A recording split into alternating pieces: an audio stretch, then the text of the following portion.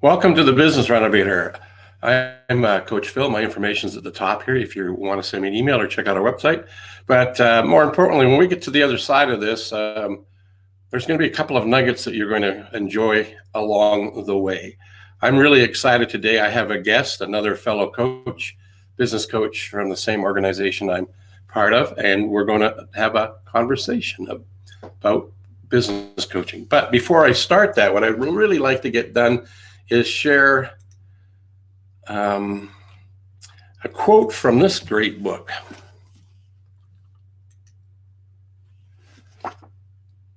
by Brian Moynihan. If we can just get technology to cooperate, we'll just be off to the races. So Brian's book, Customer Delight 365, the quote I wanted to talk about today is based on Benjamin Franklin, a wise man from the U.S. history. And his quote here today says, "Well done is better than well said," which is a great segue as to what we're going to talk about today as two business coaches asking a business coach. So welcome, Troy. Good morning, Coach Phil. How are you? I'm brilliant. And yourself? Fantastic. Thank you, sir. Terrific. So technology is not working as well as what it normally does there's the book now. There's Brian Moynihan's book. It was just a little slow getting here. Anyway, that's where that quote came from. Brian Moynihan's book, Benjamin Franklin. There we go. So let's not talk about that book anymore. Let's talk about you. You're based in where? Texas somewhere, right? Yes, sir. I'm just north of Dallas. Cool. And you're born, bred, and actually went to school there too, right? Yes, I'm actually from. That's right.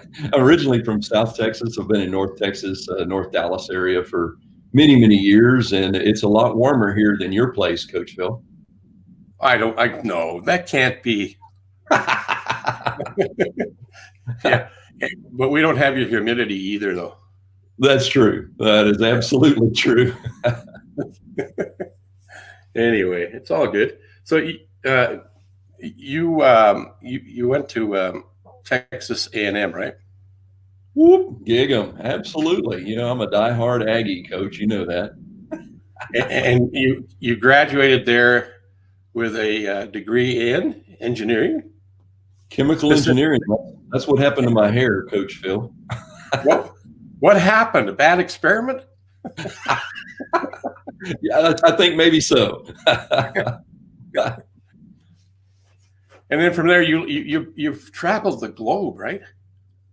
Absolutely. I've been blessed, Coach Phil, that, really had a great career at Texas Instruments and literally dealt with people around the globe. I have friends all over the world and, just enjoying learning in different cultures, how people think, how people approach problems, and just loving learning the cultural characteristics of different countries all over the world. So to help our viewers here and in the replay understand what all of that means, because right now you're talking up a 35,000 foot view, which is brilliant.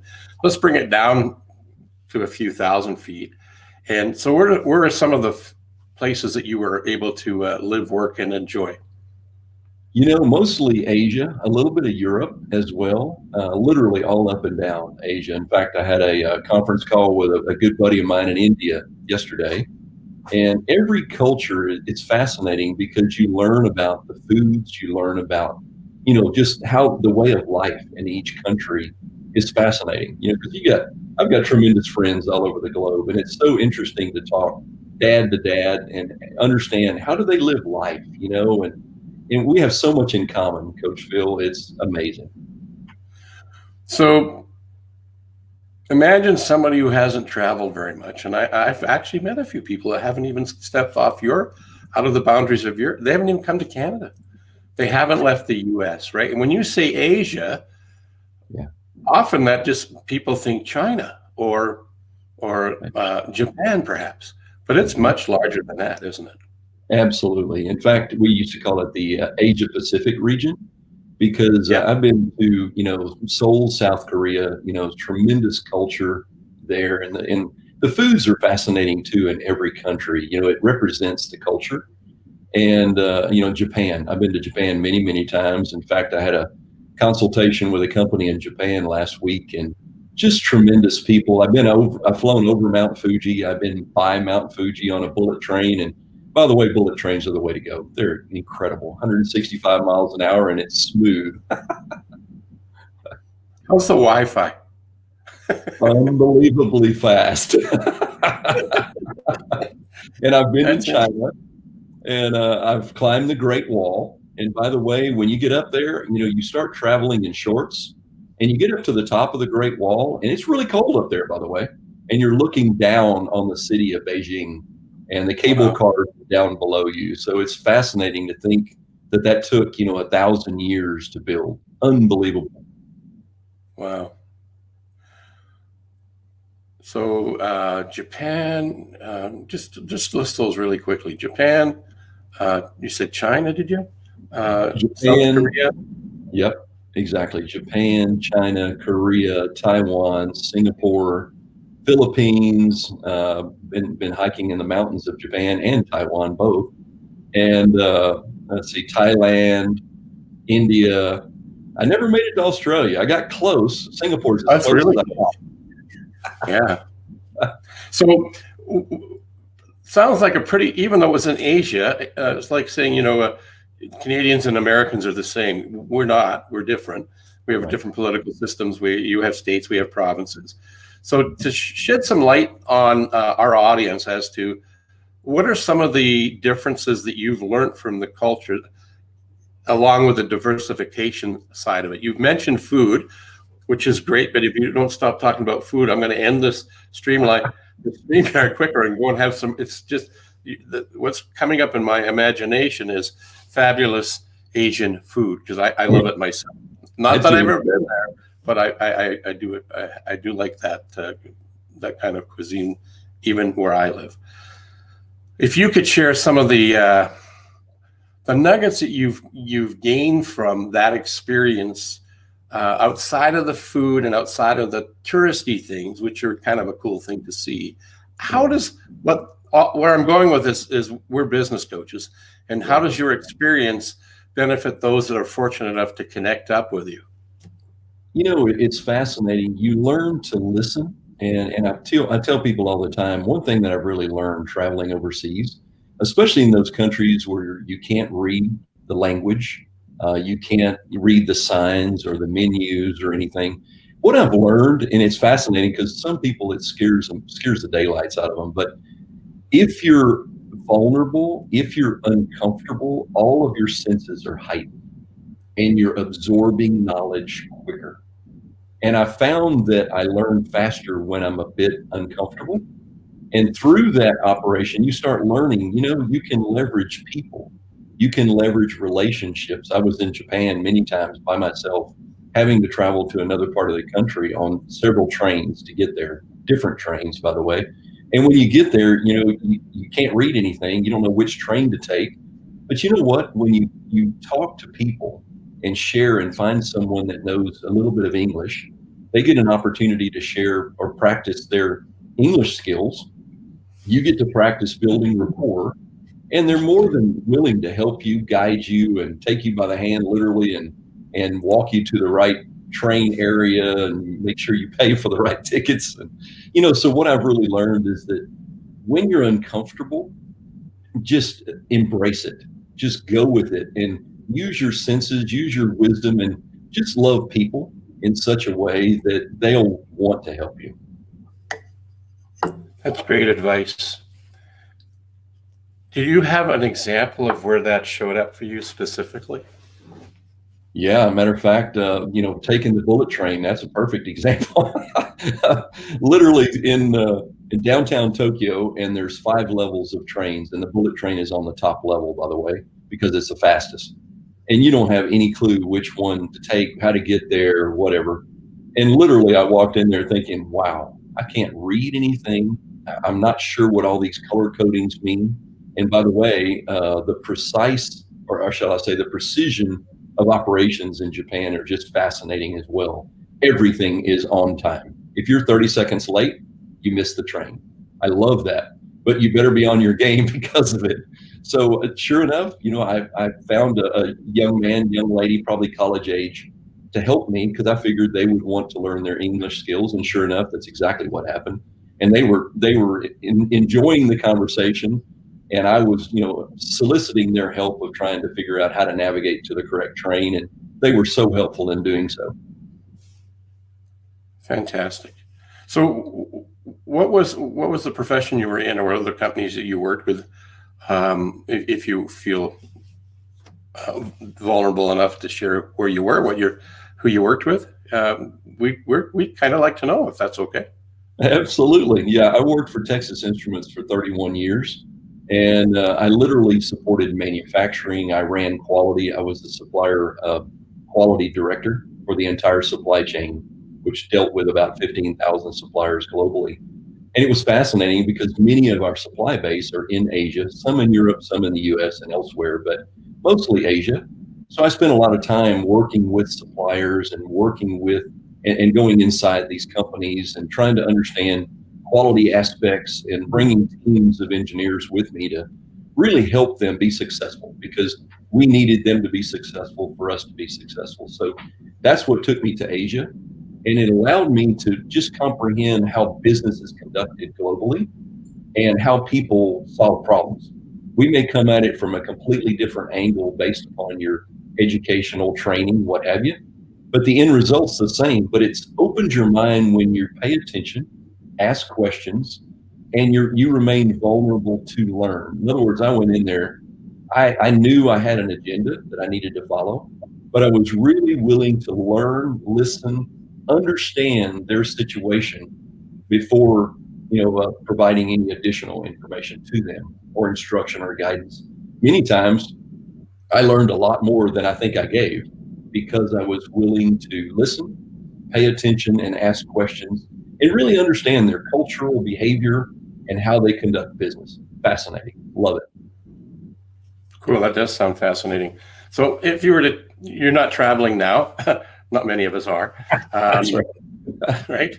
Other than in our local geographical territory, I guess some people are flying within the countries, but not across the borders yet. At least not in our countries. From ours to yours, back and forth, unless you have special privileges. And where I'm going with the next question is, with all of that experience, 31 years of being in a role of working in different countries, different cultures. This might sound a little rude. I'm going to say yes. So what? What does that really mean to anybody who might be a business owner in North America? So what does all of that do? What do you bring to the table because of that? Absolutely. My why statement, and really where you're going with that is that, why do I choose coaching, and why do I use all this knowledge and experience in working with business owners? Well, the why is, after having traveled the globe and having friends all over the world, I really understand I want clarity around the world, not what, the media shares, but real people interacting with people. I heard a term the other day that I really like. I grew up in the world of B2B, business to business. I grew up in the world of B2C, business to consumer. I like the latest one I heard, Coach Phil, is H to H, human to human.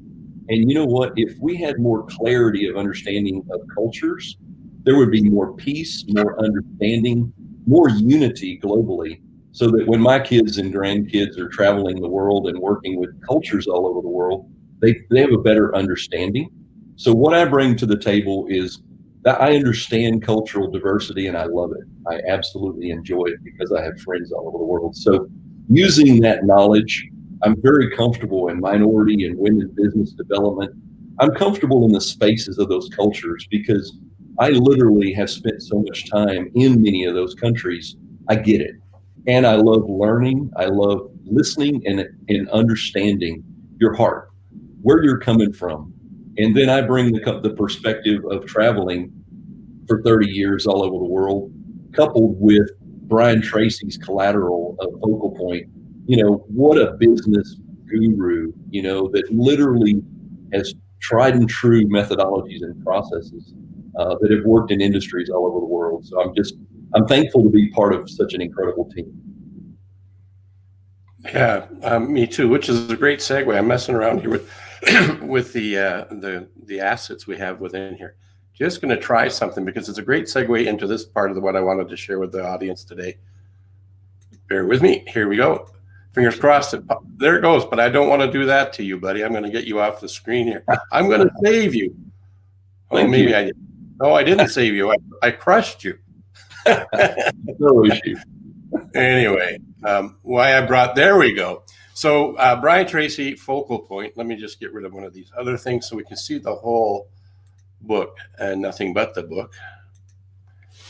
So Brian Tracy, focal point. Now that's a company that we're both part of. We're both business coaches and facilitators and trainers.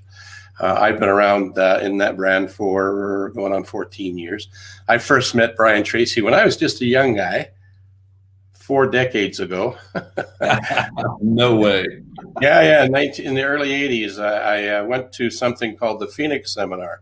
And in the Phoenix Seminar, which was Brian's flagship that really got him launched in the world of self-development and improvement. And I want to get you off that. Hang on, here we go. The Phoenix Seminar was something that he had put together, a 2-day workshop, which in our product offering these days, it's known as Perform at Your Best. And it came out of the Phoenix Seminar. So the Phoenix Seminar was the Phoenix rising from the ashes and reinventing itself. So that's the premise of what we do as business coaches. And that book cover that I have up there, focal point was really how this all came to be. Focal point, as the book talks about, was the foundational piece to create the franchise of Focal Point International. In the book itself, it doesn't talk about sales or marketing. It's predominantly about personal development. However, adding the other content from Brian's teachings, we've formulated the 5 stack, or the 5 modules in our stack, that takes you from clarity to leadership and everything in between. And I'm thinking that with your experience internationally, that you've found that just reading a book is not enough. It certainly is part of the process, so to gain some knowledge, but it's the implementation of the knowledge. And as a coach, have you found when you've been coached or when you're coached other people that the impact was better or worse? You know, in terms of taking that knowledge and applying it, once you've learned from these cultures, you're much more effective, Coach Phil. I mean, because now you learn to listen, you learn to pay attention and understand where people are coming from. And you know, when you have that kind of background and you're excited about listening and learning, truly learning where your audience is coming from, you're much more effective. And then they're willing to listen to you, by the way, as you train, as you teach, as you guide, because they realize your heart, right? You're not just teaching, theory. You're applying human to human interaction and helping them understand that you're really trying to help them be successful. Period. Right. Yeah. I don't know how many years you've been a coach, but when I think about my life, I've been a coach probably 50 years. Yeah. Whether it's been working with entrepreneurs, wannabe entrepreneurs, athletes, primarily in the sport of hockey. I coached hockey for 18 years, both boys and girls, young men and young women as well. I worked with elite hockey players. And what I got out of that experience, even though I was a coach and part of a coaching team, was that the fellows and gals that I was affiliated with on the same teams, and even again, the opposition, I was getting lessons and value in coaching back then.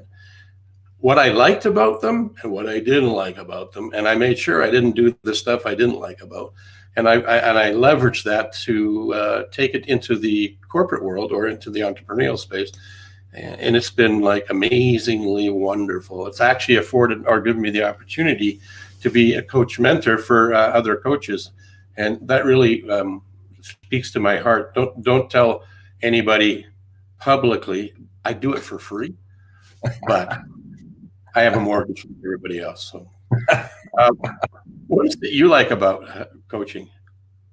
I love the people interaction. As I mentioned to you, I'm all about people. I'm about listening to their heart, really understanding how can I help? More importantly, I love the mantra of Focal Point, be the pebble in the pond. That just resonates with me, coach, because, again, if you can make a difference in that business owner's life, their family, their employees, their community, their church, their environment around them, we can make a huge impact. So it's really about how do you make a difference? And I do that with every business owner that I work with or C-suite executive is how do I help them make a difference? If I can help them make a difference, obviously I'm making an impact. I'm becoming the pebble in the pond. So that's my goal, coach. Very cool. It's kind of similar to me in many ways. Exactly. I think one of the things that speaks to me is, I don't have it in front of me. Wow, that's unusual. I have this piece of paper that was written by one of my former athletes. I'll have to find that. I hope I've not lost it. But it was her feedback as to the impact I had had on her over the 2 years that I was her coach in a hockey team. And some of the girls were looking to better their education through scholarships. Canadian athletes going down to the U.S. playing hockey, they have a better shot there. Not many of the girls were shooting for the NHL, probably none, which is a National Hockey League for you non-hockey audience. But they had aspirations for playing for the country. But boy, it's a competitive. There's only like 24 spots, and across Canada for all those girls, those young women to be able to play for the country, slim to none. And some of them bettered themselves in terms of their education. Some of them went to Div 1 colleges. Some went to Div 3, but they had a great time. I ran into one of the fathers of one of the team girls that I coached,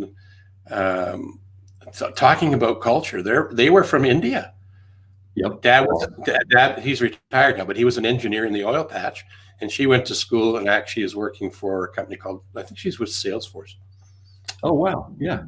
I think that's where she's at. She lives in Toronto, and she still plays hockey. Last time I ran into him, and he was telling me that one of her hockey stories was she was playing beer league hockey with guys and gals, and she got a call from this mom who's quite a bit older than her, and asked her if she'd come out. They were short bodies and come play hockey. Oh man, how good is the hockey going to be? Well, I think half of the women that were on that team were former Canadian Olympic athletes. Gold medal. So it was pretty good hockey. So she learned the lesson there is not to presume anything.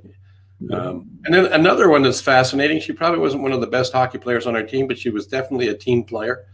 Really, really a great team player. She did like to win, and she was a really nice individual.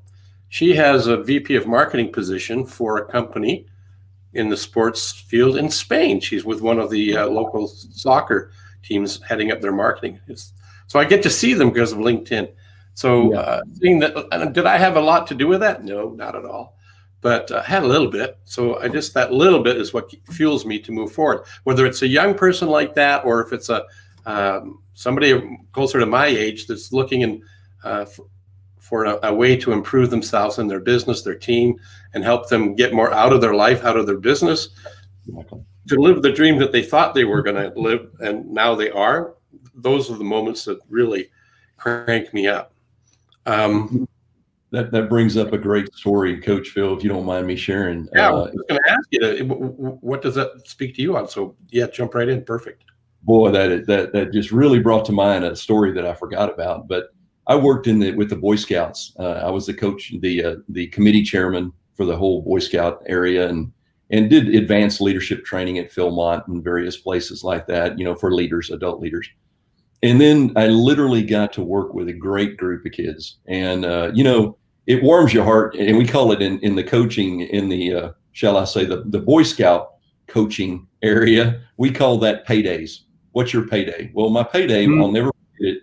I love outdoors. I love to hunt, fish, camp, hike, anything outdoors. I love it. So I'm right in my space camping with the Boy Scouts. And I never forget this young man. He was just about to turn 18. Didn't have a fatherly figure. His mom worked hard just to try to put them through school, but he was very intelligent. And I'll never forget, we were fishing in this pond at this Boy Scout camp. And he came up beside me. Of course, I'm catching fish. I fished all my life. I love to fish. And I'm catching fish. And he comes up to me, kind of sheepishly and says, "Excuse me, Mr. Weber, can you teach me how to fish?" And I looked at him and thought, you got to be kidding me. This kid's almost 18 years old and he didn't know how to fish. I said, "Yeah, come over here." And I gave him my lure that I was catching fish on, explained to him how to do it, and then let him do it. The key was I empowered him with the tools that he needed, and then I guided and taught him how to do it himself. He started catching fish right and left, and he came to me later and he said, "Thank you so much for teaching me how to fish. I didn't know it can be so enjoyable and this and that." And I walked away and I told my adult leaders that we worked with, and I said, "That's my payday. That's why I do what I do." So just making a difference in that young man's life, very intelligent young man. And I mean, just to see that opportunity when he didn't have that fatherly figure around, and to be able to take him under your wing and just show him a simple skill that I knew all my life, but it's always providing and sharing and touching the heart. So yeah, I thought I'd share that with you. That you brought it to mind with your story.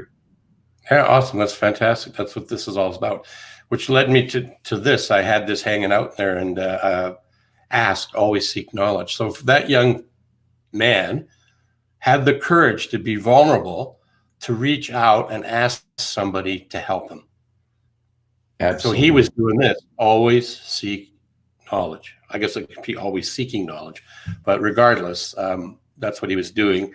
And because of the energy around you, he felt comfortable enough to feel vulnerable and feeling uncomfortable. I think I have another one in here that would make sense for our audience today as well. And that brings up a good point, Coach Phil, is that's part of the reason I went into the coaching business. Honestly, I've been coaching and teaching and training all over the globe for most of my career.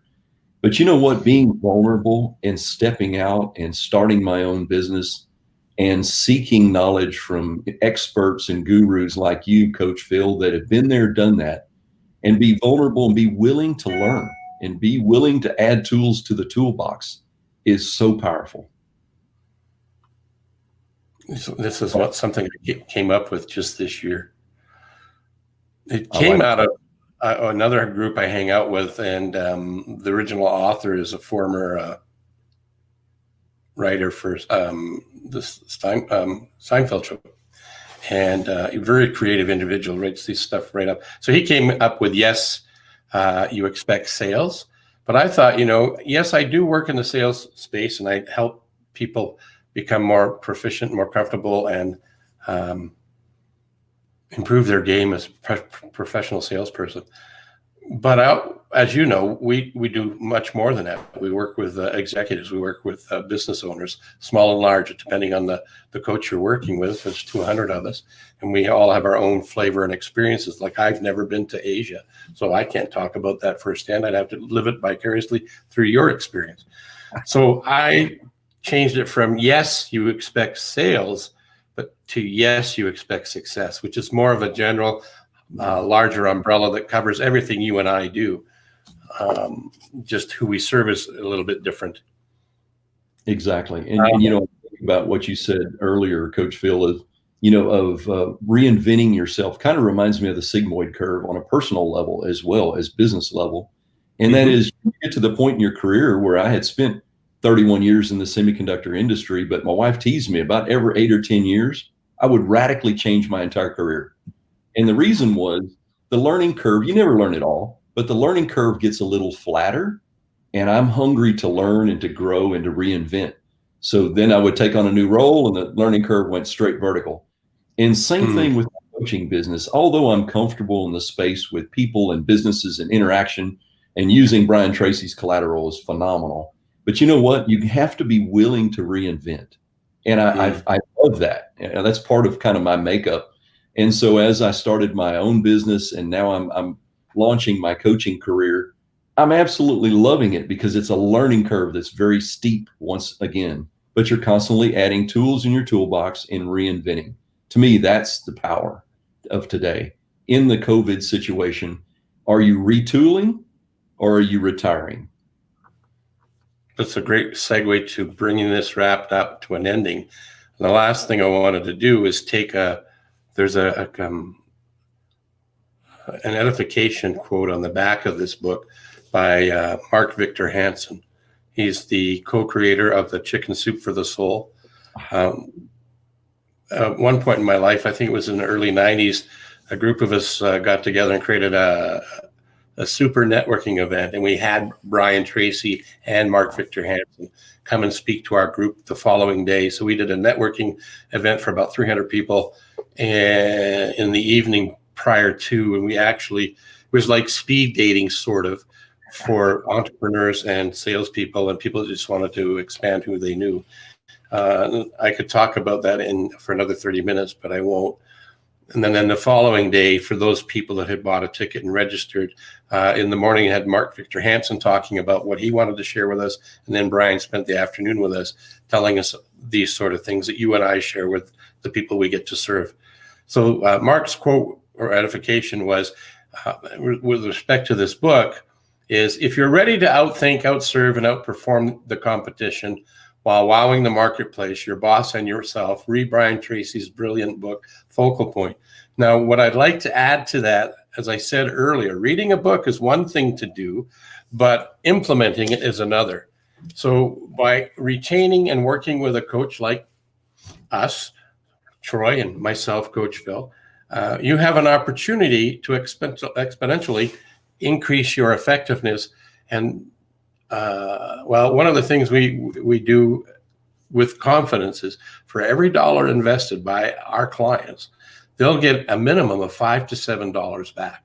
I don't know what other investment that you could make or you could state that guarantee. So if you want to get more stuff done in your personal life, in your business life, if you're an executive, you're a salesperson, I want to be any one of those, reach out to us. Troy Weber, I forgot to put up your website, so it's not going to be there. So why don't you tell everybody what your website is? TroyWeber.focalpoint.com. And mine is right up above me, which I'm going to make myself a little bit bigger because I want to. So those people who have eyesight, who need glasses like I do, this is what you'll see. So it's phil@coachphil.ca, and then my website is coachphil.ca. If you have a question for a coach, if you want to find out more about Troy, shoot me a note. If you didn't catch his coordinates, happy to relay any messages to him. With that, I want to bring this to a conclusion. I wish you all a wonderful rest of the week and a powerful December. Let's crush it. Let's make the balance of 2020 the best last month of the year for you ever. Thank you, Coach Phil. Appreciate the time. You're welcome. Thanks for being here.